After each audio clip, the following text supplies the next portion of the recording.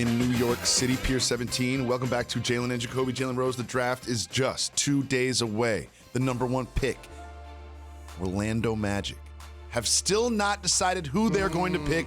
Those three faces right there are the most probable prospects that will end up in a Magic uniform. Chet, Jabari, Paolo. Should they know who they're going to pick? Do they know who they're going to pick? Is this just game? No, I don't think that there's a clear-cut number one.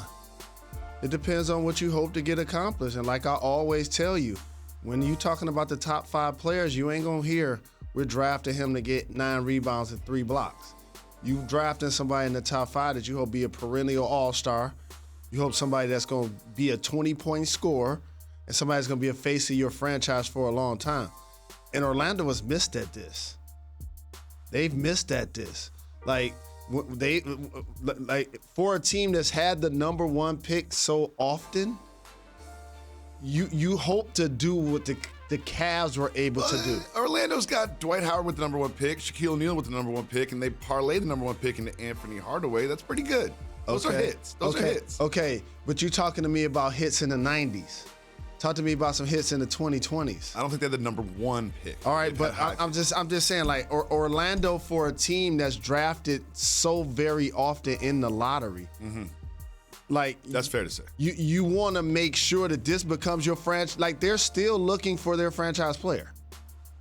Is that fair to say? Like Wagner out of Michigan is somebody that I love. I love what Jalen Suggs brings to the table. I thought he would. And Cole Anthony is a scorer, but the big fella that made 7 threes at the end of the season, Mo Bamba, my guy Mo Bamba, like he's an intriguing prospect, but what do you put alongside of them? I say based on what I see from their team, you might have to just roll the dice on Chet. Roll the dice on Chet. Interesting. He has probably the highest ceiling, but also the lowest floor. He seems to be the biggest gamble of these 3 prospects. Well, think about what you said. Like, they hit with Shaq, big guy, right? You hit with Dwight, different type of big guy than Shaq. Now, Chet would be a different kind of big guy than both of them because he'll be shooting threes. Yep. And playing with facing the basket. So, again, three great prospects, and I know a lot of people are saying like this is a 3 or 4 team draft, but I feel like the Pistons gonna be good at 5. Yeah, there's a lot of if we get Murray and we get Ivy, these 3 get a lot of attention. Yeah, there's a lot as they should, prospects.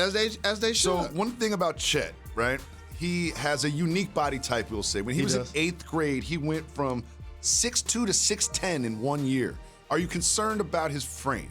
Well, if you look at Paolo's frame, you would say he's growing into his body a lot more mature, seem to be a lot more physically ready. And then if you look at Jabari Smith, you'll say the same thing. You'll say, oh, he got to get stronger, he got to get bigger, got to get more physical. Yep. But the one thing about the game is that it isn't as physical as it used to be.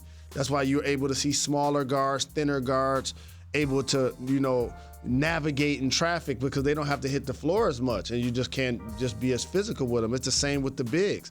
You can't really impede his progress. So his skill is going to drive his game. So again, for Chet, for him to grow the way he did and grow into his game, it's been incredible to watch. And Jabari, you're a mid-range shooter, knockdown shooter, a 3-point shooter. Beautiful stroke. They're all really good prospects. But again, I don't think it's just a 3 top. I think they're the clear-cut 3 best players going into the draft as it relates to picking, but don't underestimate Murray and don't underestimate Ivy either.